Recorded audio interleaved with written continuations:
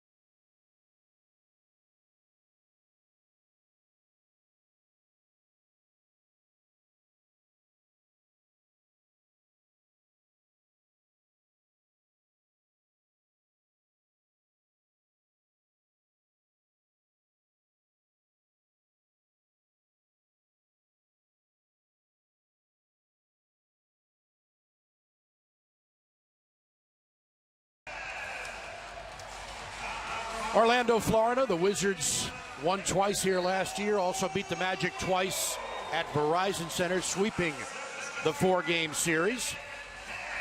We'll take a look at our Honda starting lineups for tonight's game for the Wizards, who last year were 44-38. Lost last night in Miami by 12. And Nene is back in the lineup after serving a 1-game suspension, and that's great news for all Wizards fans. Although Drew Gooden did a terrific job in starting last night, his first start as a Wizard. Wall, Temple, Pearson, Gortat, along with Nene.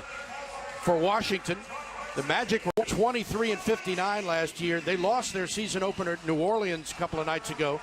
The rookie Elfrid Payton with Evan Fournier, Tobias Harris, who had 25 in that game against the Pelicans. Channing Frye missed that game in New Orleans. He's back in the lineup after a sprained MCL.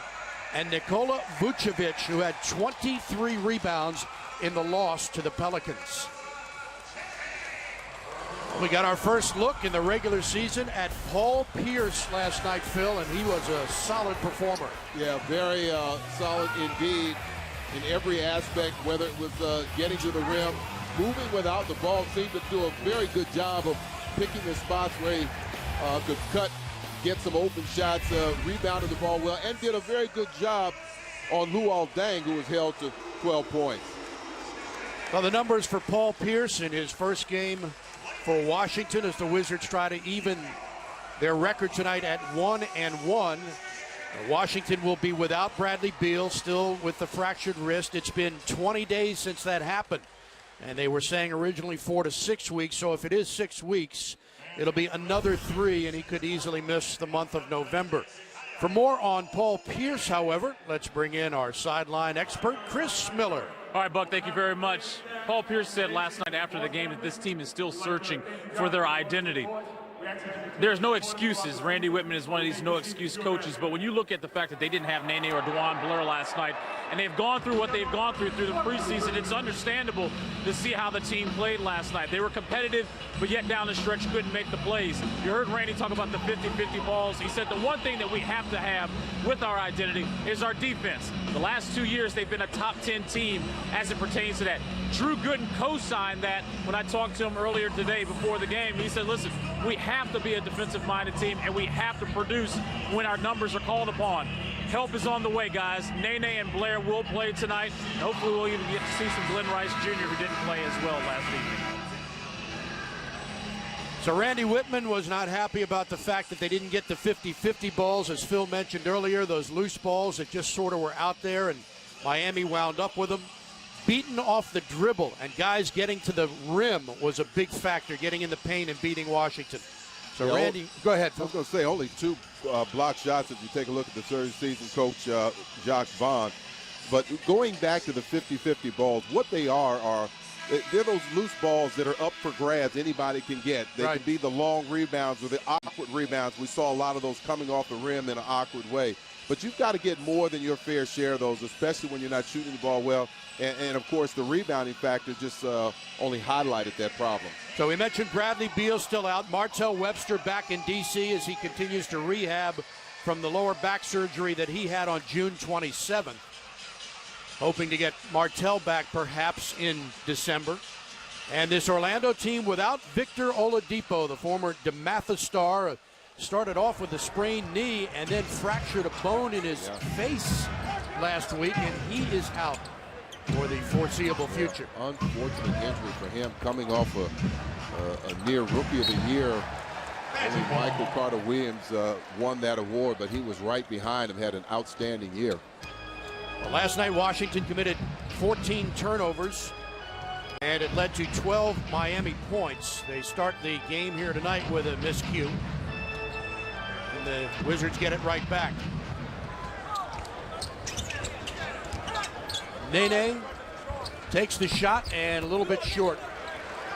Right there for the rebound, Vucevic. Whistle and a foul on Washington. Nick Vucevic, you look at some of these guys like him and Kevin Love, guys that just have a knack for where the ball is, and you mentioned it in the open. This guy's getting better and better each year. This is his 4th season. He started in Philadelphia. Yeah, I mean, very good instincts out there and a very aggressive player. You know, I remember him being a little bit bigger than he is right now, thicker, but nonetheless, he's done an outstanding job in that first game. Evan Fournier gets the first basket of the game. It's a 3-pointer. Here's Garrett Temple. Wall guarded by the rookie Payton.